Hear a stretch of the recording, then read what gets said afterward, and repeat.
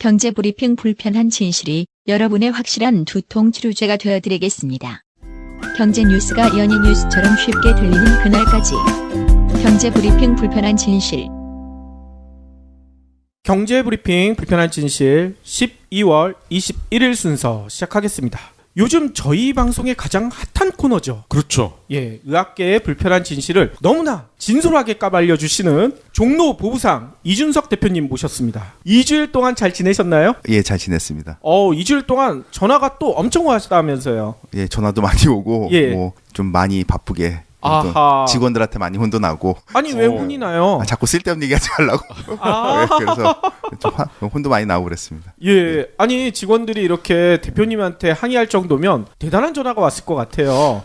여기저기서 이제 많이 이제 저희 환자분들이 이제 문의해 주시는 전화는 저희 반갑죠. 예, 많이 그렇죠. 도움을 드리고 싶고, 그런데 그렇지 않은 쪽에서도 전화가 많이 오셔가지고 이제 조금 직원들이 조금 불편해하고 있습니다. 아니 그렇지 않은 쪽이라는 것은 의사나 뭐 이렇죠. 뭐 병원 관계자신 분도 있고 뭐 의료기기 회사인 경우도 있고 뭐 이런데 예. 제가 뭐 그냥 잠깐 말씀드리면 예. 좀 만약에 그런 분들이라 그러면 떳떳하게 자기 신분을 좀 밝혀주셨으면 좋겠어요. 그쵸. 나는 어디에 있는 누구누구다. 그런데 뭐 궁금한 사항이 있다. 그러면 저희가 아는 입장에선 최대한 설명해 드릴 수 있는 거고, 그렇죠. 뭐 저희가 이렇다라고 말씀드릴 수 있는데 그냥 환자인 것처럼 이런 식으로 전화를 하시니까 좀 불편하잖아요. 네. 그렇지 않겠습니까? 그러겠죠. 그리고 왜 그거를 떳떳하게 밝히지 못하냐 이거죠. 아하. 그렇다고 저희가 무슨 뭐 이상한 짓을 하는 것도 아니고 정확하게 얘기하는 예. 거고, 저희 이제 취지가 이제 아직 황반변성이라는 게 아직 뭐 원인도 모르고 치료법도 모르는 거기 때문에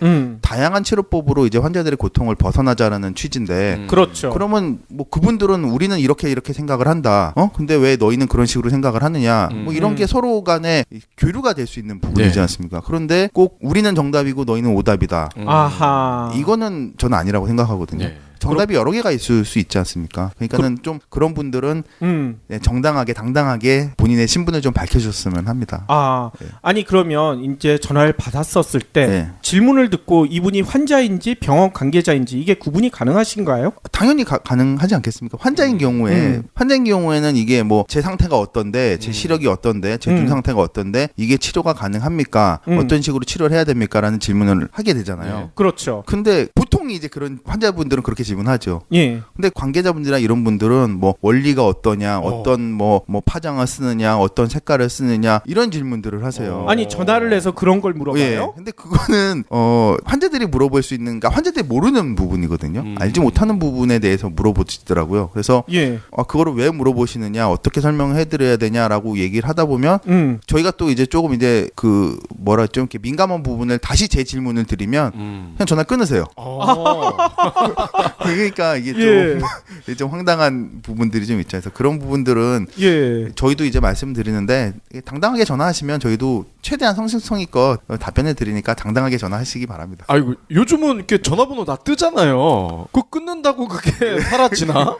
근데 뭐 저희가 뭐 다시 재전화해가지고 왜 그러시든 이런 건 안 하니까 그렇죠. 좀, 당당하게 좀 해주셨으면 합니다. 아유 너무 티가 나게 하네요. 좀 그런 건 있죠. 예. 아니 그리고 저희 팟빵 게시판이나 파티 게시판에 댓글도 많이 올라왔는데요. 몇 가지 팩트 체크해 주셨으면 좋을 것 같아요. 다른 국내 기업에서도 비슷한 걸 하고 있다. 이렇게 얘기하셨던 분도 계시거든요. 그러니까 루트로닉이라는 회사인데 뭐 저희가 이제 그 회사를 모르는 건 아니고 잘 알고 있는 회사입니다. 네. 잘 알고 있는 회사고 이제 그 회사도 이제 그 회사 방식의 뭐 치료법을 연구하고 있는 거고 이제 저희도 이제 저희 나름대로의 이제 연구를 하는 거고 치료를 하고 있는 거고요. 제가 서두에도 말씀드렸다시피 황반변성은 원인도 모르고 아직 치료법도 없기 때문에 다양한 방법으로 이제 서로 하자는 거죠. 근데 이게 좀 이제 조금씩은 이제 민감한 부분인데 그쪽 그 회사라고 해야 되겠죠. 근데 그쪽은 이제 아직 임상 실험 단계를 이제 거치고 이제 아직 정확한 이제 치료를 하지를 않고 있다라는 거죠. 그렇죠. 이제 실제 그 상해에 있는 신세계병원에서 이제 환자를 치료하고 있고 예, 예. 이제 그거 정도의 차이라고 보시면 될 겁니다. 아니 그 차이가 엄청 큰 거 아닙니까? 이게 실험하는 거랑 실제로 시술하는 거랑은 완전히 다른 얘긴데요. 예, 조금 이제 뭐 좀 그렇죠. 예, 예. 좀 민감한 부분이긴 한데 예. 차이가 뭐 많다라고 하면 많은 거고 뭐 적다라고 하면 적을 부분인데 이제 그건 이제 환자들이 판단해야 된다고 생각을 합니다. 저희가 뭐 이게 저희가 아주 좋습니다. 예. 저희만이 답입니다. 이건 아니고요. 그렇죠. 그거는 환자분들이 판단을 하셔야지 된다라고 생각을 합니다. 네. 예. 그리고 다행스럽게도 뭐 방송에 나가고 이제 많은 분들이 이제 문의도 주시고 몇몇 분들이 이제 중국 그 신세계병원을 가서 이제 진료를 받으신 분이 계시거든요. 예. 벌써 계세요? 예, 저희가 이제 안내를 해드려서 계시는데 치료 결과가 이제 상당히 이제 좋게 나와서 이제 환자분들도 많이 만족해하고 계시고 예, 저희도 예. 상당히 고무적으로 생각을 하고 있고 다행이네요. 그리고 어떤 분은 이제 본인이 이제 황반변성인 거를 모르시고 계속 진료를 받으셨어요. 진료를 받으셔서 이제 진료를 계속 받다가 보니까 이제 점점 이제 뭐 차도도 없고 별로 뭐 그런 것도 없고 그러셔가지고 이게 과연 괜찮을까 싶어서 저희를 찾아오셨는데 저희가 이제 독일 쪽으로 차트를 보내서 이제 확인을 해보니 이제 양한당 황반변성이시더라고요. 예. 그분은 이제 가셔서 뭐 시력 향상도 되고 색감도 좋아지시고 그래서 이제 이게 좀 특별한 케이스긴 한데 그래서 뭐 아주 이제 좋은 결과가 나와서 이제 저희도 상당히 고무적으로 보고 있죠. 예. 그분은 그러면 의사들이 안 알려줬다는 거예요? 질환을? 그러니까 저희도 그거를 뭐라고 말씀드리기는 좀 그래요. 근데 예. 그 저희가 황반변성이네요. 그러니까 그분이 예. 제가 황반변성인가요? 그렇게 얘기를 하시더라고요. 자기는 이제 열심히 이제 병원을 다녔었는데 예. 그 부분을 이제 몰랐다라고 하시더라고요. 그래서 그래요? 그런 부분도 있고 그리고 저희가 좀 안타깝게 생각하는 부분이 오신 분들 중에 저희가 정답은 아니라고 말씀드렸지 않습니까? 치료법이 정확하게 있는 것도 아니고 근데 이것도 이제 시기에 문제가 있는 거거든요. 근데 오신 분들 중에 몇몇 분은 시기를 놓치셨어요. 치료할 수 있는 시기를. 아이고. 근데 이게 조금 이제 일찍 찾아오셨으면 예. 충분히 좋은 결과가 나올 수도 있었는데 예. 이제 좋은 결과를 이렇게 쓸 수 없을 정도로 이제 시력이 악화돼서 오신 분인 거죠. 양쪽 눈이. 어떻게? 그런 분들은 좀 죄송스러워요. 그래서 예. 저희가 그런 분들한테는 이제 죄송하다는 말씀드리고 저희가 하더라도 이제 이거는 뭐 가능성이 없다라고 이제 말씀드리고 이제 돌려 보내드렸는데 그 와중에서도 이제 환자분들은 그래도 이제 지푸라기라도 잡고 싶은 심정이 많지 않습니까? 그렇죠. 그 와중에도 그럼에도 불구하고 하시겠다라 하시는 분도 계세요. 결과가. 근데 저희가 그분들한테는 차마 그래도 하세요라는 말은 못 하겠더라고요. 그렇죠. 네, 그래도 하세요라는 말은 못 드리고 저희가 이제 해드릴 수 있는 부분이 그러니까는 좀 많이 부족하니까 이제 뭐 다른 대안을 찾으시던지 안 그러면 이런 쪽으로 이제 다시 안내를 해드리죠. 지금 그 시술의 원리 자체가 죽은 세포가 아니라 잠자고 있는 휴면 상태인 세포를 깨우는 거잖아요. 그렇죠. 근데 방금 말씀하신 분들은 이제 너무 많은 세포들이 이미 죽은 상태거든요. 다 쉬고 있는 세포마저도 이제 다 시간이 지나면서 이제 죽은 세포들이 이제 영향을 미치니까 그것마저 이제 다 안 되는 경우가 생기는 거죠. 좀 안타까운 부분입니다. 아니 오늘 방송 처음 들으시는 분들은 아니 도대체 황반변성 어떻게 치료하는 건지 좀 궁금하신 분들도 계실 것 같아요. 그래서 지난번에 국내에서 차트만 가지고 있으면 그거를 독일 본사에 보내서 검사를 받을 수 있는 그 과정을 다시 한번 설명해 주시면 좋을 것 같습니다. 그러니까 저희한테 이제 저희가 이제 치료기관은 아니니까 저희가 이제 저희 이제 거점병원이 이제 상해에 있다 보니까 한국에서 저희가 이제 도와드릴 수 있는 부분이 좀 부분적으로 좀 적거든요. 그래서 저희 회사 쪽으로 이제 차트를 보내주시면 저희가 이제 독일 본사 쪽으로 이제 차트를 보냅니다. 그럼 독일에 있는 의료진들이 그 차트를 보고 이제 시술이 가능할지 안 할지를 판단을 하고 시술을 했을 경우에 기대치가 어느 정도 나오고 어느까지 정도 나온다라는 거를 판단을 해서 이제 환자분들한테 안내를 하죠. 그러니까 이런 식의 결과가 나올 것으로 예상되니 하시겠습니까 안 하시겠습니까 하는 걸 여쭤보고 하시겠다라고 하면 이제 중국에 있는 신시계 안과병원 쪽으로 이제 트랜스퍼를 해드려서 그쪽에서 이제 진료를 받으실 수 있게끔 해드리는 그 과정입니다. 아니 그리고 저희가 이 댓글을 소개해 드리는 이유가 또 있거든요. 뭐냐면요. 이 르트논이 이쪽에서 저희한테 연락을 주실 줄 알았어요. 그러면 자기들도 이렇게 치료할 수 있는 방법이 있으니까 우리 방송에서 얘기할 수 있는 기회를 달라. 그러면 저희가 당연히 드리겠죠. 근데 연락이 없어요. 한 번도 없어요. 예. 그래서 제가 그 회사 홈페이지 예. 찾아가서 뉴스랑 예. 이런 걸 다 검색해 봤더니 아까 이준석 대표님이 얘기하신 대로 아직 임상 실험 단계밖에 안 돼 있더라고요. 그러니까 연락을 못 하는 것 같습니다. 그러니까는 이게 레이저이기 때문에 그러니까 레이저 부분은 제가 저번 시간에도 잠깐 얘기를 말씀드렸는데 그러니까 레이저라는 게 이제 1960년대 처음 나왔다고 말씀드렸지 않습니까? 근데 그게 이제 히스토리적으로 약간 보면 최초의 레이저라는 거를 이제 뭐 상용을 하든 무기화를 하든 쓰자고 했던 거는 이제 2차 세계대전 때 히틀러가 처음에 시작을 했다라고 말씀드렸는데 이제 그건 약간 비화일 수도 있지만 히틀러가 이제 그거를 이제 많이 이제 이거를 이제 무기화하자라는 식으로 해서 개발을 했는데 이게 이거를 개발하고 그러니까 기술자들이죠. 개발을 하고 연구한 기술자들이 대부분 다 유대인이었습니다. 유대인 그러니까 뭐 그 이스라엘 쪽이었으니까. 그러니까 뭐 이제 핵폭탄도 비슷한 거지 않습니까? 독일에서 먼저 개발을 하다가 아인슈타인이 미국으로 이제 망명을 하면서 이제 핵폭탄이 개발이 된 것처럼 그렇죠. 이것도 하면서 이제 기술들이 이제 어느 정도 이제 발달이 되는데 그 당시에는 이거를 상용화하거나 무기화할 수 없다라는 이제 판단이 쓴 거죠. 그러고 있다가 연구와 연구를 거듭하면서 이제 60년대 이제 레이저라는 이제 하나의 장르가 생기게 된 거죠. 그러다 보니까 이스라엘이 레이저 쪽에서는 상당히 강국이 된 겁니다. 아, 그래요? 그러니까 기술자들이 그대로 다 다시 넘어갔으니까. 아하. 그리고 2차 대전이 종전이 되고 이제 미국이 이제 승전 국가가 된 거지 않습니까? 그러니까 미국이 승전 국가가 되면서 엄청나게 많은 기술들을 독일, 일본, 뭐 이탈리아 쪽에서 뽑았지 않습니까? 그러니까 이제 자기네들이 이제 승전 국가이기 때문에 일종의 이제 뭐 보상 차원에서 가져갔겠죠. 그러다 보니까 미국이 이제 상당하게 큰 시장이 됐고 그다음에 기술력을 엄청나게 보유한 국가가 된 거죠.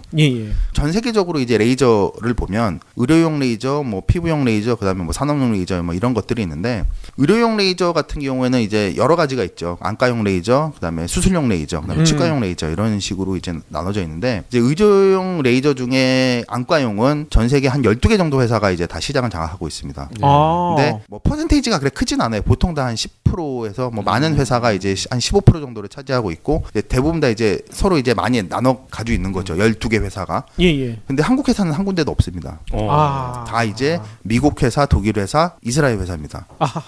그리고 수술용 레이저 있죠. 수술용 레이저 이제 뭐 요즘 레이저로 이제 절개도 하고 막 하니까 그건 한 18개 정도 회사가 이제 차지를 하고 있는데 거기 회사에도 국내 회사는 한 군데도 없습니다.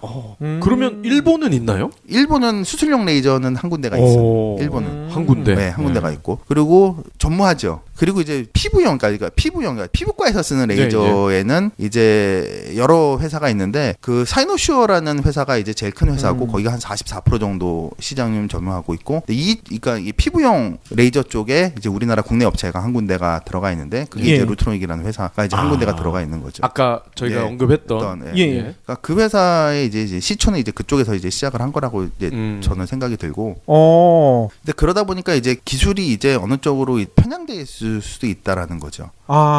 네, 그런 부분은 계속 연구를 하다 보면 이제 좀 더 나은 결과가 나올 수도 있는데 이제 그런 부분이 좀 아쉬운 부분이 있고 그다음에 제일 중요한 게 이제 산업용이건 의료용이건 간에 레이저는 이제 레이저 소스가 중요합니다. 레이저 헤드, 레이저 소스라고 얘기하는 건데 이제 그게 원천 기술인 거죠, 그게. 근데 그러니까 우리나라의 이제 산업용 레이저는 뭐 우리나라가 이제 상당한 기술에 있는데 대부분 다 응용 기술이죠. 그러니까 정확하게 얘기하면 원천 기술인 레이저 그 헤드라든가 레이저 소스 같은 경우는 수입해 와서 씁니다. 그러니까 원천 기술은 개발을 못 하는 거죠. 개발 못한 걸 수도 있고. 그러니까는 이제 제가 알기로는 레이저 소스를 국내에서 생산할 수 있는 회사가 한 군데인가 두 군데밖에 없다라고 하시더라고요. 그러니까 그만큼 이제 응용 쪽에서만 연구를 많이 하고 기초 쪽에서는 연구를 안 한다는 이제 반증이 될 수도 있는 거죠. 그렇군요. 그러다 보니까 레이저라는 게 지금은 현재 이제 그러니까 2000년대가 넘어와서부터 레이저가 엄청나게 많은 부분에 그러니까 산업 분야로 이제 퍼졌거든요. 의료 외에도 산업용에서는 많이 쓰고 있습니다. 진짜 많은 부분에. 요즘 뭐 용접도 레이저로 하지 않습니까? 그리고 반도체에서도 레이저를 제일 많이 쓰고 있고 요즘은. 그렇죠. 뭐 삼성전자에서도 뭐 몇십 조를 투자를 해서 이제 반도체 쪽에다가 이제 뭐 투자를 한다라고 하는데 제가 이제 살짝 아쉬운 거는 저는 이제 무역을 하다 보니까 이런 부분들을 보게 되는데 우리나라는 원천 기술에 대한 투자를 너무 안 한다는 거죠. 원천 기술은 말 그대로 원천이지 않습니까? 그렇죠. 응용 기술은 언제든지 바뀔 수 있어요. 산업이 변화가 되면 응용 기술은 또 바뀌게 돼. 하지만 원천 기술은 계속 써야 되는 거거든요. 그렇죠. 그러니까 원천 기술을 가지고 응용 기술을 만들어 가는 거니까요. 그렇죠. 그러니까 우리나라가 지금 반도체가 지금 호황이라고 하는데 이 반도체가 언제까지 호황일지는 아무도 모르지 않습니까? 그러니까요. 어느 순간에 반도체를 대체할 다른 물질이 나왔다. 그러면 응용 기술은 다시 해야 되는데 원천 기술은 그냥 가지고 있는 거지 않습니까? 이런 부분들은 좀 아쉬운 거죠. 예. 그럼 이 대목에서 다스베이더와 제다이의 광선검은 레이저인가요, 아닌가요? 그냥 레이저. 네, 그거는 레이저인데. 레이저 맞아요. 레이저가 맞는데 그거는 현실적으로 불가능한 레이저라고 불가능한 거예요? 네, 그렇죠. 네, 불가능하다고 말씀하시더라고요. 그러니까 레이저는 이제 계속 뻗어나가지 않습니까? 그건 이제 중간에 끊겨야 되는데 그 끊기게 할 수 있는 기술이 없는 거죠. 근데 뭐 언젠가는 나올 수 있겠죠. 있는 거죠, 그러면. 그렇죠. 언젠가는 나올 수 있는데 그게 언젠지는 모르는데 하여튼 언젠가는 나올 수 있고. 그리고 그게 온오프가 된다는 거 그게 좋은 거잖아요. 그렇죠. 일반 칼은 계속 길어져 있는 상태인데 그렇죠. 얘는 끄면 없어지잖아요. 그러니까 이게 우리와 다른 은하계에서는 가능할 수도 있어요. 중력이나 이런 게 다를 수가 있기 때문에. 근데 우리 은하에서는 안 된다는 거죠. 그러니까 좀 이제 원천 기술에 대한 좀 이렇게 투자를 좀 많이 했으면 하는 바람입니다. 그렇죠. 그 방금 말씀하신 그런 레이저를 한국에서 개발하면 대박 나겠네요. 그렇죠. 끊어지는 레이저. 그렇죠. 그러면 더 많은 이제 다양한 분야에서 쓸 수가 있겠죠. 그렇죠. 실제로 SF 영화나 소설에서 나왔던 그 소재들이 이미 다 현실이 됐거든요. 그러니까는 뭐 레이저라는 것도 향후 계속 이제 개발을 하고 있으니까 향후 이제 뭐 100년 뒤, 50년 뒤 이때는 어떤 식으로 또 개발이 될지 모르는 거니까 지금은 레이저라는 것 자체가 너무 많은 산업에서 쓰다 보니까 하다못해 이제 뭐 마킹하는 것도 다 레이저로 각인해서 새기지 않습니까? 레이저로 마킹을 합니까? 마킹을 하니까 그러니까 뭐 이제 뭐 상표 같은 거 마킹할 때 레이저로 깎아서 하니까 그럼 지워지지가 않는 거니까요. 그렇게 식으로 하고 그다음에 이제 반도체가 이제 워낙 이제 발달을 하다 보니까 반도체는 이제 얇지 않습니까? 조그만하고. 그렇죠. 거기에 서로 그러니까 회로를 넣으려고 그러면 레이저로밖에 회로를 못 넣는 거죠. 그러니까 일반 기계로는 선으로는 그거를 회로를 못 넣으니까 이제 그 레이저로 넣어야 되니까 그 레이저 이제 마킹 기술이라고 그러는데 그런 기술들이 이제 점점 더 발달을 하게 되겠죠. 예전에 한국이 왜 반도체 산업이 독보적이냐 이런 분석 나오면 꼭 그 얘기 나오거든요. 젓가락을 어릴 때부터 써서 뭐 이렇게 작은 거를 가공하는 거에 아주 탁월하다 우리 민족이. 그럼 그 얘기랑은 관련이 없네요. 이제 초창기에는 그랬는데 이제 산업이 발달하면 좀 더 작게 그다음에 좀 더 이제 면밀하게 하다 보면 이제 사람이 할 수 있는 데는 한계가 있지 않습니까? 그다음부터 이제 기계로 넘어가야 되는데 이제 그 기계로 넘어가면서 이제 좀 더 면밀하게 세밀하게 되는 거죠. 삼성 반도체에서 이제 반도체를 만드는 기계, 장비 기계를 만들지 않습니까? 반도체를 만들기 위해서는 반도체 장비 기기가 있어야 되는데 이런 것들을 대부분 다 수입에 의존합니다. 그러니까 국내에서 생산하는 회사도 있습니다. 회사도 있는데 국내에서 생산하는 회사들 중에서도 이제 많은 회사들이 이제 아까 전에 말씀드렸듯이 레이저 소스 같은 경우는 모듈을 사가지고 와서 장착을 해서 이제 기계를 만드는 거거든요. 그러니까는 이제 그 엄밀히 따지면 레이저의 원천 기술은 이제 국내에 많이 없는 거죠.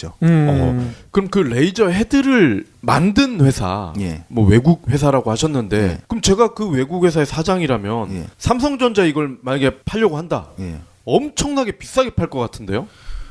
레이저 그 기계 장비 자체가 저가 기계는 없습니다. 다 비싼 고가의 기계들인 거죠. 한 100배, 1000배를 불러도 이재용은 살 것 같은데요? 그거는 뭐 만들려고 그러면 살 수밖에 없는 거죠. 그래서 지금 올 초에인가? 삼성에서 이제 대규모 투자 계획을 발표했지 않습니까? 그렇죠. 30여 조를 투자해서 이제 반도체 기계를 만들겠다. 이런 것도 이제 삼성 쪽에서도 이제 원천 기술에 대한 필요성을 계속 느끼는 거죠. 이게 이제 반도체 부분에 대해서 D램 쪽에서는 이제 원천 기술을 삼성이 많이 보유를 하고 있으니까 이제 이런 부분을 활용해서 다른 부분까지 다 원천 기술을 확보를 하면 이제 소위 말해서 이제 그 회사가 이제 망할 리는 없으니까 계속 이제 꾸준하게 이제 영수성을 하기 위해서 이제 원천 기술에 대한 생각을 많이 하는 거죠. 그러니까 기업들은 제조하는 회사들은 원천 기술에 대한 욕구가 항상 있습니다. 항상 갈구하게 되는 거죠. 저것만 있으면 내가 더 많은 더 좋은 물건들을 만들 수 있다라는 걸 하니까. 그러니까 이제 제도적으로 이제 어느 정도만 받침이 되면 그런 회사들은 이제 원천 기술을 확보하기 위해서 많은 노력을 할 겁니다. 아니 제가 예전에 들은 얘기로는 삼성전자가 맨 처음에 반도체 하겠다고 해가지고 그 장비로 왔었을 때 그 장비가 엄청나게 민감한 거라 일반 도로를 달리다가 보면 그 장비가 망가질 수 있다고 해서 삼성에서 고속도로를 다시 닦았다 뭐 이런 얘기까지 나오더라고요. 그러니까는 이제 저도 이제 예전에 다른 거래처 사장님한테 들은 얘기인데 그분이 이제 반도체 장비를 수입하셨던 분이시더라고요. 그러니까 수입을 해서 들어와가지고 이게 무진동 차량으로 가야 되는데 그렇죠. 그 당시에는 무진동 차량이 국내에 없었답니다. 네. 그러니까 삼성이 지금 수원에 이제 본사가 있는데 수원까지 가야 되는데 이게 덜컹덜컹 가야 되는 거니까. 그리고 그 당시에는 이제 반도체 우리나라 이제 운송하는 쪽에서 반도체가 얼마나 민감한 기계인지도 잘 모르는 상황이어서 그러니까요. 이거를 갔는데 이제 작동을 자꾸 오류가 나는 거죠. 다 중간에 가다 보니까. 그래서 삼성에서 그 수원 앞에 있는 길을 새로 닦고 뭐 이랬다라고 얘기를 하시더라고요. 그러니까요. 저도 그 얘기를 들었거든요. 근데 아직도 그때 그 고속도로를 다시 닦을 만큼의 돈을 들였는데도 반도체 기계를 못 만들고 있다는 거 아니에요. 그러니까는 몇 년이 지났는데. 그렇죠. 그러니까는 핵심 부품에 대해서는 아직까지 이제 수입에 의존하고 있는 거죠. 그러니까 아니 그러면 지금도 이제 반도체 기계 들어올 때마다 도로를 다시 닦아야 되겠네요. 아 이제는 무진동 차량으로 오니까 이제 무진동 차량이 있으니까 괜찮겠죠. 근데 무역적인 얘기를 조금 드리자 그러면 이제 우리나라가 이제 올해 이제 다시 무역 1조 달러를 달성했다라고 이제 대대적으로 홍보를 했지 않습니까? 근데 그거를 이제 내용을 자세하게 보면 우리가 이제 수출을 한 5,500억 정도 하고 수입을 한 4,500불 정도를 합니다. 그러니까 수입 수출이 이제 맞아서 1조가 되는 거죠. 근데 우리가 수입하는 물건 중에 약 60%가 금액의 한 60%가 원자재입니다. 아 그렇죠. 그리고 30% 정도가 기계 장비고요. 그리고 소비재는 10%가 채 안 됩니다. 맞아요. 그렇기 때문에 우리는 그만큼 원자재하고 원천 기술에 대해서 많은 돈을 낭비를 하고 있는 거죠. 그렇죠. 반대적으로 말하면. 그러니까 일반적으로 사람들이 와 우리는 너무 많은 소비재를 수입해라고 생각을 하시는데 소비재는 10%가 안 됩니다. 채. 그러니까요. 그러니까 우리나라가 얼마나 기술적으로나 그다음에 원자재 쪽으로가 힘이 없냐라는 걸 이제 반대적으로 얘기할 수 있는 거죠. 아니 그래서 환율 떨어지면 난리를 치는데 오히려 우리나라는 좋아야 될 것 같다는 얘기들도 많이 하더라고요. 그러니까 원자재를 수입하는 부분에 대해서는 그렇죠. 그러니까요. 그러니까 환율이 안정적으로 이제 떨어져야지. 그러니까 수출만 보고 생각을 하면 안 된다는 거죠. 저희는 그러니까 수출하는 만큼 수입을 하기 때문에 그거를 이제 잘 비율을 맞춰가면서 해야 되는 거죠. 무조건 달러가 오르면 와 좋은 거고 달러가 떨어지면 안 좋은 거고 이게 아니거든요. 그러니까요. 저희도 방송에서 그 얘기를 여러 번 드렸었는데 여기 증인이 있으시네요. 수입협회 부회장님이 얘기하시잖아요. 이사입니다. 아 이사시군요. 자 그러면 제드래곤이 그 삼성 레이저 헤드를 만들 수 있는 원천 기술을 우리도 한번 만들어 볼까라고 분명히 고민은 했을 거예요. 근데 여태까지 그거를 하지 않았었잖아요. 우리가 만들어서 이 정도 퀄리티가 나올 수 있을까? 이런 의심 이런 것 때문이지 않았겠어요? 뭐 그런 것도 있는데 일단 원천 기술이라는 것 자체가 지금 나와 있는 원천 기술을 다시 원천 기술로 만든다라는 것 자체가 엄청나게 많은 시간과 돈이 투자가 돼야 되는 부분이기 때문에 그렇죠. 그보다는 그 부분은 사서 쓰자 이게 날 수도 있죠. 전혀 다른 새로운 걸 만들어야 된다는 말씀이신가요? 그렇죠. 그렇죠. 어느 정도는 그렇게 해야 되는 거죠. 어쩔 수 없는 부분도 있군요. 어쩔 수 없는 부분도 많이 있죠. 그러니까 다른 나라들은 벌써 100년 전부터 그런 것들을 해왔고 저희는 불과 한 30년, 40년부터 이제 산업화를 시작을 한 거지 않습니까? 그렇죠. 그 부분은 어쩔 수 없는 부분들이 있죠. 아니 많은 전문가들이 그런 지적하더라고요. 삼성이 우리나라 사람들은 진짜 대단하다 뭐 이런 얘기를 하는데 외국에선 그런 대접을 못 받는 이유가 원천 기술이 없으니까 다 뭐 쫓아한 그런 것밖에 없으니까 그렇게 우리나라에서처럼 대접을 못 받는다 이런 얘기를 하시더라고요. 그런 부분들이 조금은 있죠. 근데 그렇죠. 저는 이제 해외 나가서 이제 보면 삼성이나 현대를 상당히 이제 대단한 기업으로 저는 생각을 합니다. 어찌 됐던 간에 뭐 좋은 예도 있고 안 좋은 예도 있지만, 근데 반도체라는 거를 그러니까 반도체를 만들어서 이 정도까지 이끌었다라는 부분이 엄청난 거고, 그다음에 현대자동차 같은 경우는 자동차를 우리가 지금 한 30년 만에 이 정도 기술까지 올린 거거든요. 그렇죠. 근데 이거는 그러니까 이제 해외 나가서 외국 사람들 만나보면 있을 수 없는 일이라고 얘기를 하더라고요. 이걸 이렇게 만들 수 있는, 그러니까 전 세계적으로 자동차를 만들 수 있는 나라가 몇 개 없으니까. 그렇긴 하죠. 이렇게 만들었다라는 것 자체가 엄청난 노력을 한 거죠. 진짜 저희 이제 부모님 세대들이 진짜 밤잠 안 자가면서 엄청난 노력한 결과라고 이제 판단을 하는 거죠. 실제로 있을 수 없는 일이 많아요. 많죠. 세탁도 엔진 보세요. 구멍이 막 나잖아. 이 있을 수 없는 일이죠. 그렇죠. 뭐 그런 부분들이 좀 많이 있습니다. 황만면성 얘기하다가 진짜 그렇죠. 얘기가 많이 갔네요. 많이 갔습니다. 오늘 사실 주제가 제약회사의 임상실험 예. 요 얘기를 요거거든. 해주신다고 하셨어요. 예. 이제 그게 이제 좀 민감한 부분이기도 하고 이제 민낯이기도 하고 뭐 이런 건데 제가 이제 뭐 약제를 조금 하다 보니까 이제 많은 이제 정보를 알게 되고 이제 그런 부분들을 좀 보게 되는 거죠. 근데 상당히 많이 이 불편한 지인들이 많이 있습니다. 저희가 일반인들이 잘 알지 못하는 것들에 대해서. 근데 뭐가 좋다 나쁘다를 떠나서 좀 알았으면 하는 부분들이 많이 있습니다. 예. 네. 일단 임상 실험에 대한 개념부터 좀 설명을 드려야 될 것 같아요. 그러니까 임상 실험이라는 것 자체가 뭐 그냥 말 그대로 이제 사람한테 실험한다는 거지 않습니까? 예. 그러니까 신약이 나오건 뭐 신물질이 나오건 안 그러면 뭐 새로운 기술이 나오건 승인을 받기 위해서 임상 실험을 해야 되는 거고 임상 실험이 1차, 2차, 3차. 근데 뭐 많게 하시는 분은 더 하기는 경우도 있는데 1차, 2차, 3차 임상 실험이 끝나야지 이제 제품화 되는 거죠. 예. 그렇죠. 그러니까 임상 실험을 하면서 1차 임상 실험을 했는데 부작용이 발생했다. 그럼 폐기가 되는 거고. 1차는 넘겼는데 2차 갔는데 부작용이 나왔다. 또 폐기되는 거고. 예. 3차 갔는데 1차, 2차 때는 안 나왔는데 3차 때 나왔다. 그럼 또 폐기가 돼야 되는 거고. 그러니까는 임상 실험이라는 것 자체가 그냥 뭐 단순하게 임상만 실험한다라는 게 아니고 이제 사람한테 직접 해봐서 이제 좋냐 안 좋냐를 이제 임상 실험 전에 이제 동물 실험이라는 걸 하긴 하지만 예. 동물 실험에서 안 나타났던 것들이 임상 실험에서 나타나니까 이런 부분을 하면서 이제 그 약에 대해서 뭐 다른 물질에 대해서 이제 검증을 하는 거죠. 그러니까 이거를 예. 상용화하기 전에 예, 그렇죠. 상용하기 사람의 몸에 예. 정말 이상이 없는지 예. 요거를 확인하는 작업이다. 예, 확인하는 작업인 거죠. 근데 우리가 약국에서 약을 사서 실제로 예, 예. 거기 보면은 뭐 사용 설명서 이런 거 종이 들어 있잖아요. 예, 부작용 같은 거기 것도 나와 보면 있고. 부작용 뭐 예. 이런 게 있을 수 있으니 주의하세요. 예. 그건 뭡니까 그러면? 그러니까 사람이 다 똑같진 않지 않습니까? 네. 사람마다 다 틀리고 지문도 다 틀리니까. 그러니까는 정말 특이 체질로 인해서 발생될 수 있는 부작용들이 생기니까 만에 하나 뭐 10,000명 중에 하나 뭐 10만 명 중에 하나 100명 중에 하나가 나타나도 부작용은 나타나는 거기 때문에 예. 그런 부분을 얘기하는 거고. 근데 우리나라 제약회사들의 민낯이라고 제가 말씀을 드리는 게 그러니까 제약회사의 약이라는 게 보통 이제 요즘은 이제 일반인들도 많이 아시는데 이제 복제약, 그러니까 제네릭이라고 하는 예. 거죠. 바이오시밀러라는 것도 있는데 그거는 이제 뭐 차후 문제니까 하는 거는 제껴두고 오리지널과 이제 제네릭 이제 복제약 두 개를 비교하자 그러면 예.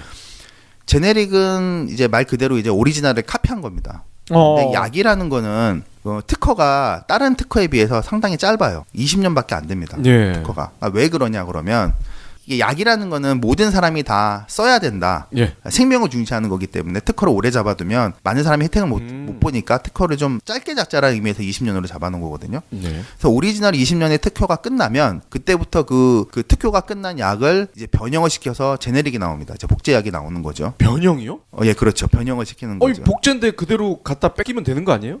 그거는 아니고요. 오리지널이 이제 화학 성분으로 이제 새로운 물질을 만든 화학 기호가 나오는 거지 않습니까? 예. 그게 특허가 완료가 됐다고 해서 그걸 그대로 뺏길 수는 없습니다. 그대로 뺏길 수는 없고요. 그럼 이제 특허 문제가 걸리는 거니까요. 예. 그러니까 그러니까는 공지화된 특허라고 그러죠. 그러니까 공지화된 특허가 나오면 그 특허를 사용해서 따로 새로운 거를 만드는 거기 때문에 이 화학적 그 물질을 살짝 변형을 시켜서 제네릭을 만드는 겁니다. 그러니까 제네릭도 물론 임상 실험을 하긴 하는데 예. 원형 오리지널이 있기 때문에 임상 실험에 대해서 임상 실험을 할 때 부작용이 나올 수 확률이 상당히 줄어들기 때문에 그러니까 제네릭 같은 경우는 임상 실험 비용이 상당히 줄어듭니다.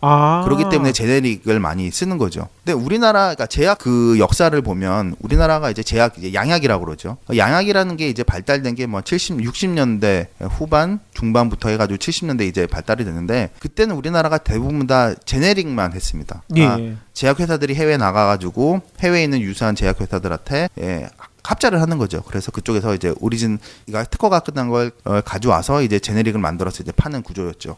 그러니까는 그 당시에는 대부분이 한국에 들어오는 게 합자 회사 형식으로 외국 회사들이 많이 들어왔습니다.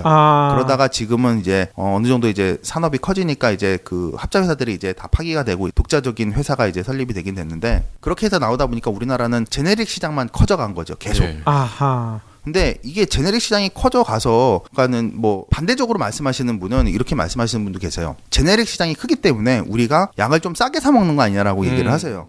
그런 얘기 많이 하죠. 그런 말씀을 하죠. 근데 그러니까 오리지널하고 제네릭을 보면 제네릭이 부작용이 좀 더 많이 나타나고 좀 더 크게 나타납니다. 왜요? 그러니까 아무리 그래도 예. 그러니까는 정확하게 똑같이 복제를 한 게 아니기 때문에 예. 변형을 해서 복제를 한 거기 때문에 나올 수 있는 확률이 높아지는 거죠. 그리고 논문에 그러니까는 뭐 해외 논문들도 보면 제네릭에서 부작용이 뭐 한 몇 프로 아니면 뭐 몇십 프로까지 많이 나타난다는 논문들이 많이 있거든요. 그러니까 제네릭 그 복제약이 꼭 굳이 좋은 것만은 아닙니다. 그러면 오리지널의 화학식이 예. 가장 최적인데 예. 이거를 똑같이는 만들 수가 없기 때문에 예. 살짝 변형을 변경을 하다 보니 예. 부작용이 더 많아질 수도 있다. 예, 그런 부분들이 있는 거죠. 그리고 우리나라는 제도적인 문제 때문에도 제네릭 시장밖에 클 수 없는 구조가 돼 있습니다. 왜냐하면 우리나라 의료제도는 누가 봐도 아주 좋은 의료제도죠. 예. 예. 그리고 많은 사람이 혜택을 보는 거고. 근데 여기에 단면을 보면 그렇기 때문에 우리나라는 오리지널이 클 수가 없습니다. 그건 왜 그렇죠? 왜 그러냐 그러면 제도적으로 의료보험에서 약가의 수가라는 걸 정하지 않습니까? 예. 그렇죠. 그러니까 의료보험 거기에 이제 들어가게 되면 너는 이 약에 대해서 얼마 이상 받지 마라는 게 정해지지 않습니까? 그렇죠. 그러면 제약회사에는 돈을 들여서 투자를 해서 그 약을 만들었는데 얼마 이상 받지 마 그러면 제약회사에서 그 오리지널을 만들 이유가 없죠. 그렇죠. 그냥 싸게 제네릭만 계속 만들어서 그것만 적용을 시켜서 만들면 된다라는 거죠. 그러니까 그래서 우리나라는 지금 참 이게 제약회사에 참 민낯이긴 한데 여태까지 나와 있는 오리지널 이게 수천 종에 이르는 그 약 중에 우리나라가 오리지널을 보유하고 있는 퍼센테이지가 0.1%가 채 안 됩니다. 0.1%. 예, 몇 종 안 되는 거죠. 예. 그래서 요즘에 제약회사들 중에 뭐 잘 아는 회사들 뭐 한명품 같은 것들이 이제 오리지널을 만들었기 때문에 이제 주가가 막 기하급수적으로 뜨는 그렇죠. 건데 예. 그것도 이제 단면적으로 보면은 오리지널을 만들었는데 그게 오리지널로 판매가 지금 계속 임상 실험을 하고 있는 예. 거니까. 예. 뭐 신라젠 같은 경우도 지금 계속 적자만 내고 있지 이제 수익을 창출하는 건 아니지 않습니까? 네. 걔네들도 지금 오리지널을 만들어서 그 오리지널로 인해서 이게 임상 실험이 다 끝나고 정식적으로 약이 판매가 되면 그만큼의 수익이 창출되니까 그거를 믿고 계속 투자를 하고 있는 거지 않습니까? 예. 그렇게 투자를 해줘야 되는데 우리나라 제약회사들은 그렇게 투자할 여건이 안 되는 거죠. 그러니까 쉽게 말하면 우리나라 이제 10대 제약회사들을 쭉 보면 우리나라 제약회사들 중에 1조가 매출이 1조가 넘는 회사가 세 군데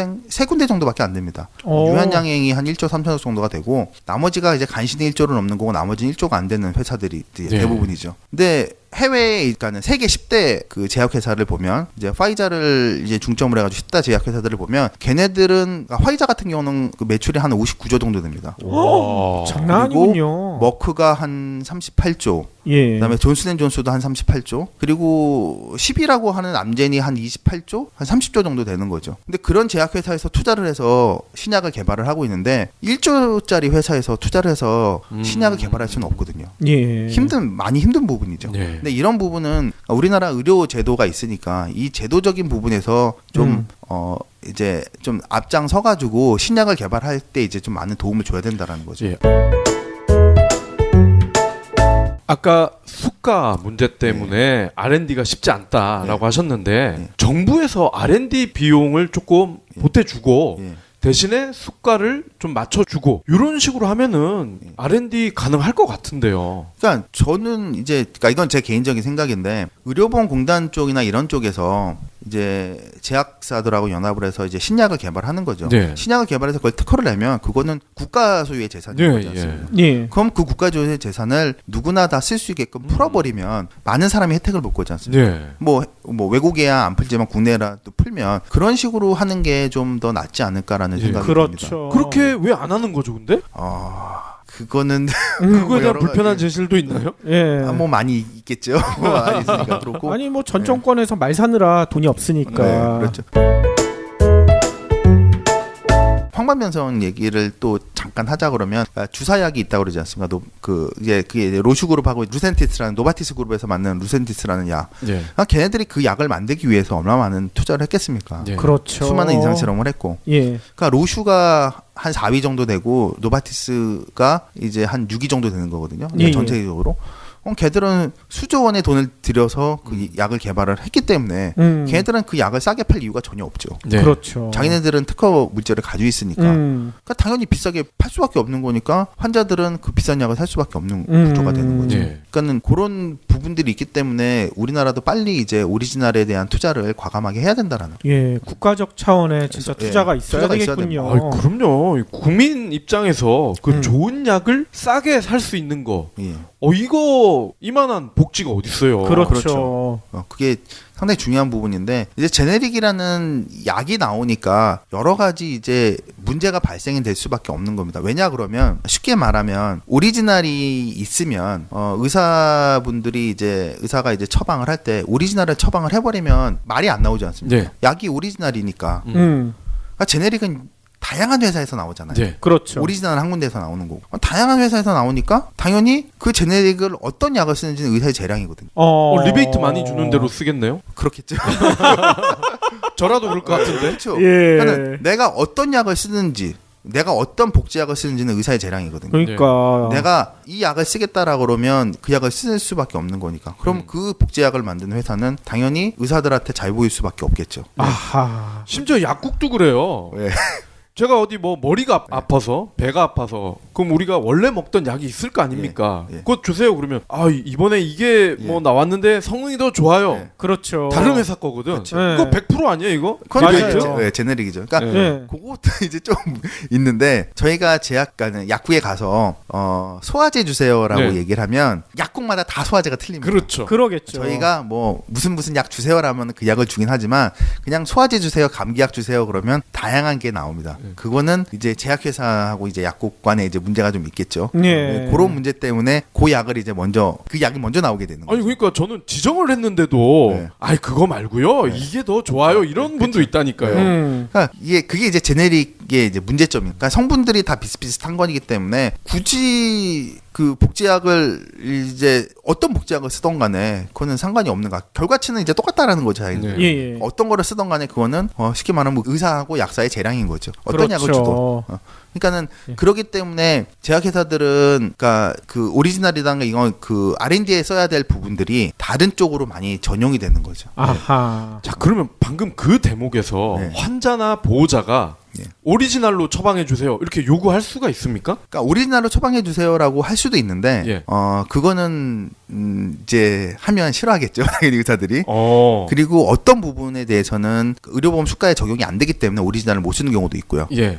그리고 이 약을 해주세요 그러면은 의사가 좋아하겠습니까? 당연히 싫어하겠죠. 전문가도 아닌 게 네, 감히 뭐 그렇죠. 이러나요? 예. 왜 당신이 이 약을 뭐 이런 식으로 얘기를 하니까 이제 그런 부분이 좀 있는 거죠. 그리고 하다 보니까 조금 이제 이건 이제 정말 이제 불편한 진실이긴 하지만 예. 이제 보통 병원에서 약을 지어 오시지 않습니까? 네. 어떤 경우에는 약이 참 많이 있죠. 안에. 그렇죠. 많이 들어있죠. 풍성하죠. 풍성하게 들어있죠. 그 중에 꼭 먹어야 될 약은 몇 종류나 될 것 같아요. 30%. 되게 적다고 그러더라고요. 네. 나머지 약들은 다 맞아요. 꼭 굳이 안 먹어도 되는 약들이 섞여져 있는 거죠. 네. 그러니까요. 먹어도 크게 탈도 안 나고 그렇죠. 텔도 네. 안 나고. 그러니까 다만 리베이트는 먹었고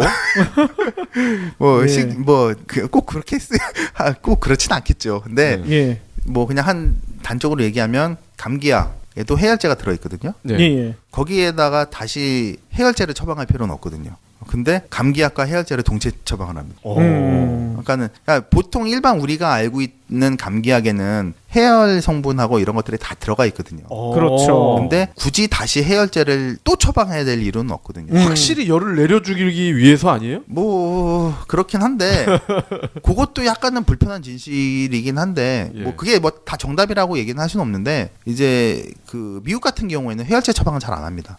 그래요? 예, 저는 이게 그러니까는 이제 소위 몸에서 열이 나는 거는 병균과 싸운다라는 네. 증거이기 때문에 어느 정도 이상이 안 되면 해열제를 굳이 먹지 말라고 얘기를 하는 의사들도 많이 있거든요. 그렇죠. 그렇기 때문에 굳이 무조건 해열제를 처방을 해서 무조건 해열제를 먹는 게 정답은 아니라고 하시더라고요. 그러니까 그건 이제 또 상황에 따라 다 네. 틀린 거니까. 그러니까요. 그러니까 그런 부분들을 봤을 때 굳이 우리가 먹지 않아야 될 약들을 많이 먹고 있는 거죠. 아니 지금 이 대표님 얘기를 듣다 보니까요. 저는 어제 JTBC 뉴스에서 나왔던 이대 목동 예. 신생아 유족 대표분이 하셨던 얘기가 생각이 나요. 예. 그분이 뭐라고 하셨냐면요. 환자는 의사나 간호사 앞에 항상 의릴 수밖에 없습니다. 그렇죠. 예, 지금 하신 얘기도 마찬가지잖아요. 저희가 모든 물건을 살 때는 저희가 왕처럼 행사를 하는데 의사나 약사 앞에 가가지고 우리가 항상 의리야.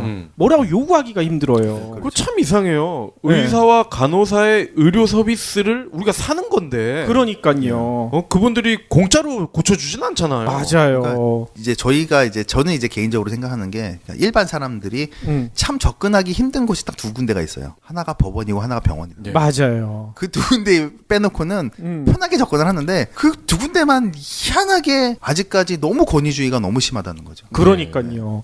그래서요.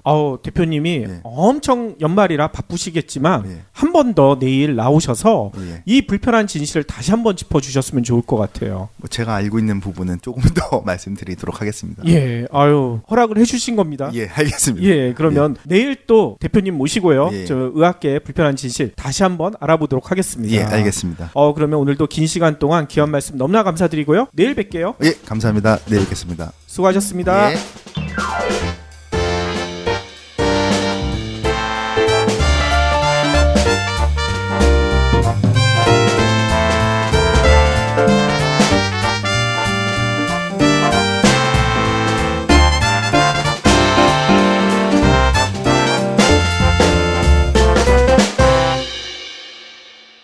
경제브리핑 불편한 진실 완수해 주셔서 감사합니다. 하트 2척, 댓글 남기기, 계좌 후원 등 다양한 방법으로 힘을 보태주세요. 계좌 정보는 경제브리핑 팟빵 공지 코너에 있습니다. 여러분의 응원, 콘텐츠로 보답하겠습니다. 예. 벌써 계세요? 예, 저희가 이제 안내를 해드려서 계시는데 치료 결과가 이제 상당히 이제 좋게 나와서 이제 환자분들도 많이 만족해하고 계시고 저희도 상당히 고무적으로 생각을 하고 있고 다행이네요. 그리고 어떤 분은 이제 본인이 이제 황반변성인 거를 모르시고 계속 진료를 받으셨어요.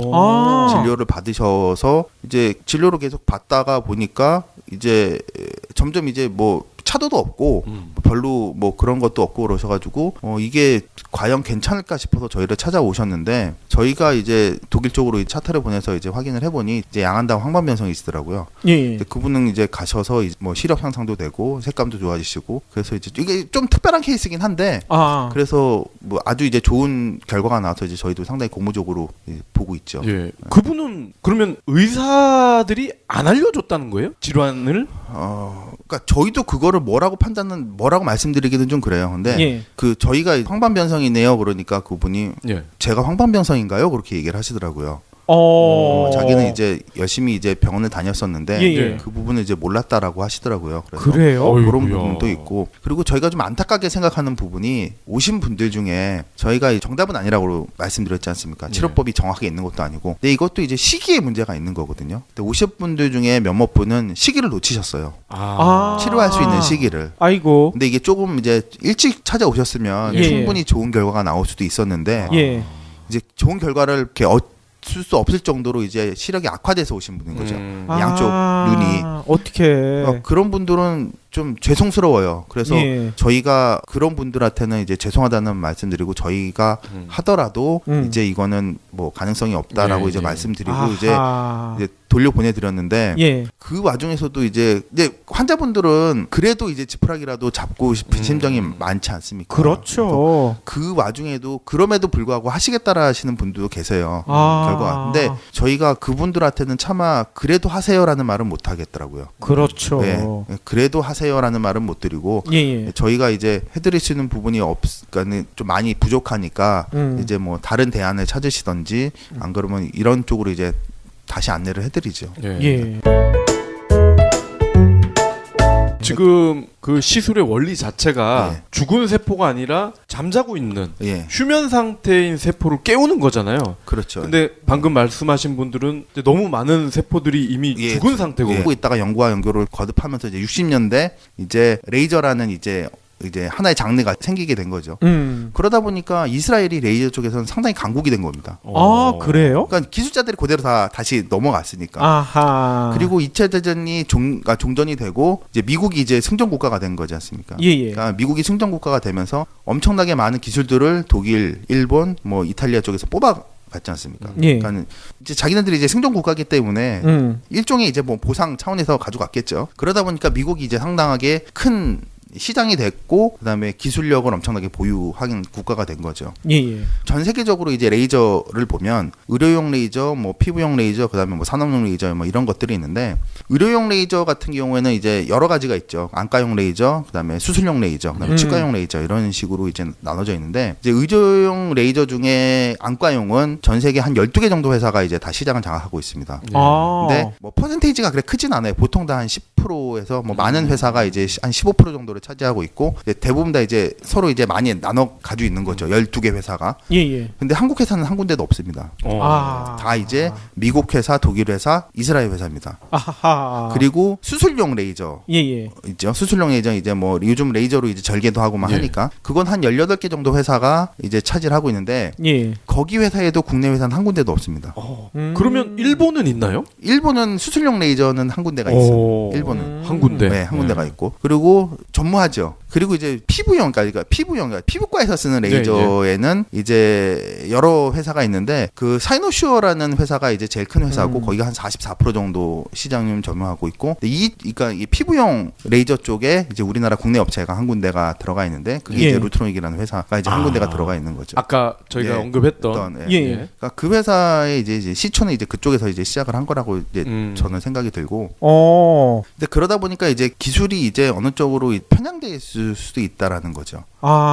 네, 그런 부분은 계속 연구를 하다 보면 이제 좀 더 나은 결과가 나올 수도 있는데 이제 그런 부분이 좀 아쉬운 부분이 있고 그다음에 제일 중요한 게 이제 산업용이건 의료용이건 간에 레이저는 이제 레이저 소스가 중요합니다. 레이저 헤드, 레이저 소스라고 얘기하는 건데 이제 그게 원천 기술인 거죠, 그게. 근데 그러니까 우리나라의 이제 산업용 레이저는 뭐 우리나라가 이제 상당한 기술에 있는데 대부분 다 응용 기술이죠. 그러니까 정확하게 얘기하면 원천 기술인 레이저 그 헤드라든가 레이저 소스 같은 경우는 수입해 와서 씁니다. 그러니까 원천 다 이제 쉬고 있는 세포마저도 이제 다 시간이 지나면서 이제 죽은 세포들이 이제 영향을 미치니까 그것마저 이제 다 안 되는 경우가 생기는 거죠. 좀 안타까운 부분입니다.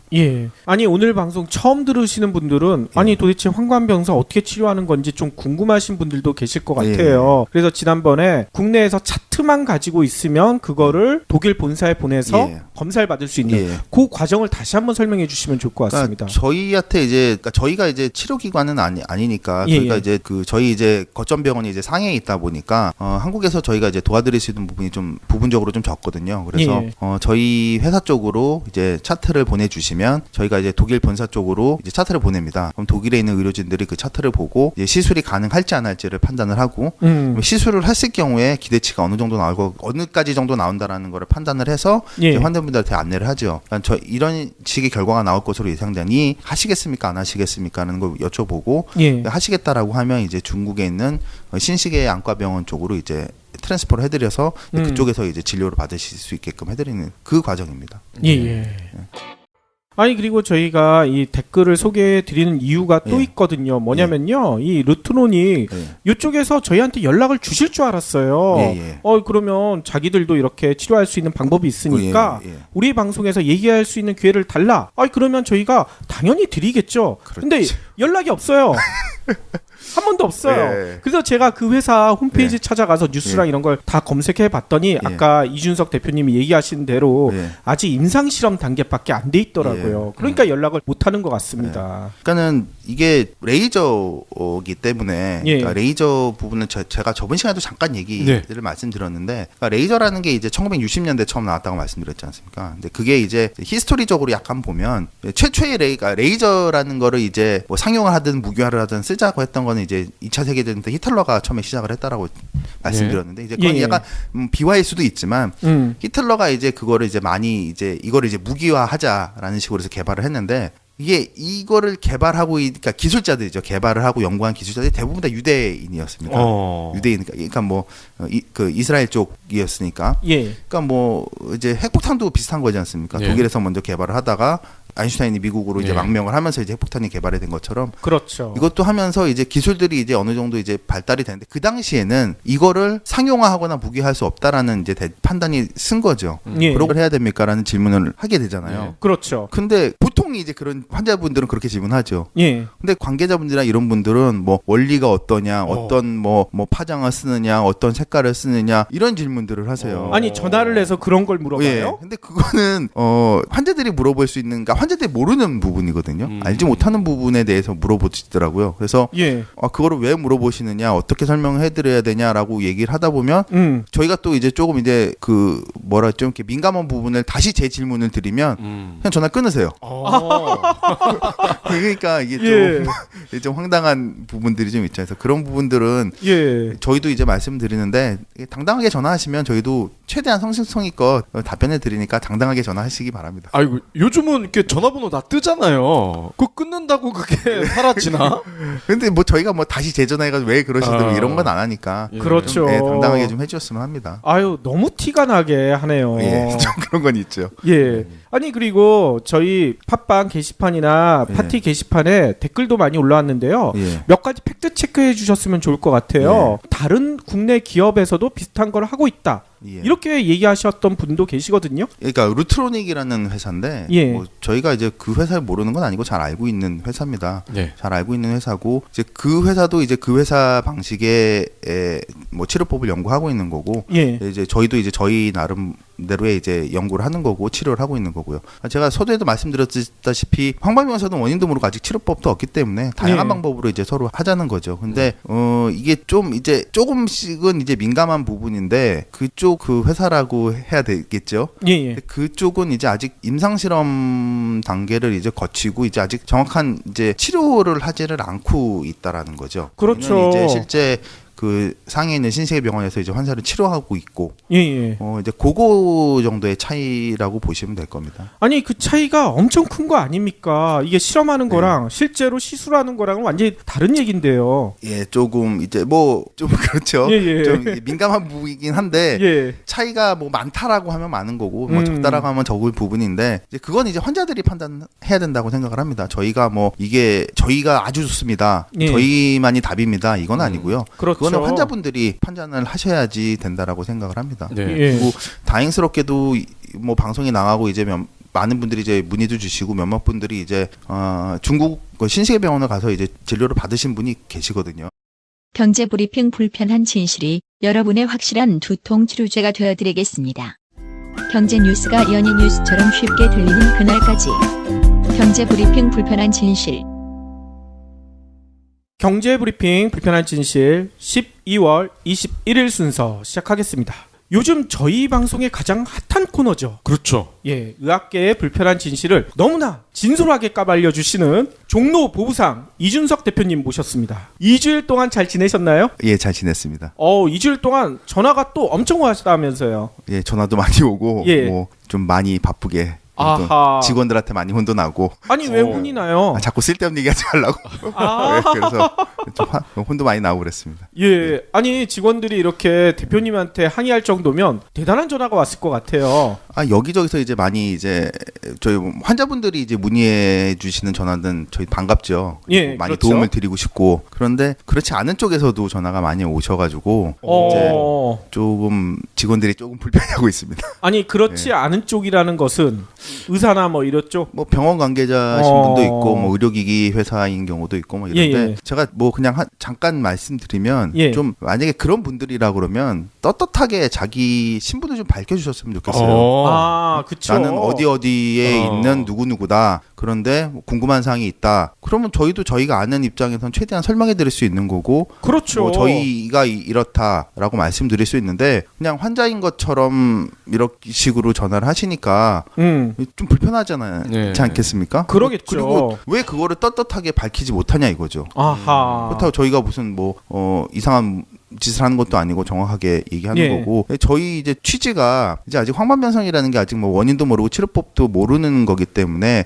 다양한 치료법으로 이제 환자들의 고통을 벗어나자라는 취지인데 그렇죠. 그러면 뭐 그분들은 우리는 이렇게 생각을 한다. 근데 왜 너희는 그런 식으로 생각을 하느냐? 뭐 이런 게 서로 간에 교류가 될 수 있는 부분이지 않습니까? 그런데 꼭 우리는 정답이고 너희는 오답이다. 아하. 이거는 저는 아니라고 생각하거든요. 정답이 여러 개가 있을 수 있지 않습니까? 그러니까는 좀 그런 분들은 네, 정당하게 당당하게 본인의 신분을 좀 밝혀주셨으면 합니다. 네. 아니 그러면 이제 전화를 받았었을 때 네. 질문을 듣고 이분이 환자인지 병원 관계자인지 이게 구분이 가능하신가요? 당연히 가능하지 않겠습니까? 환자인 경우에는 이게 뭐 제 상태가 어떤데, 제 시력이 어떤데, 제 눈 상태가 어떤데 이게 치료가 가능합니까? 어떤 식으로 치료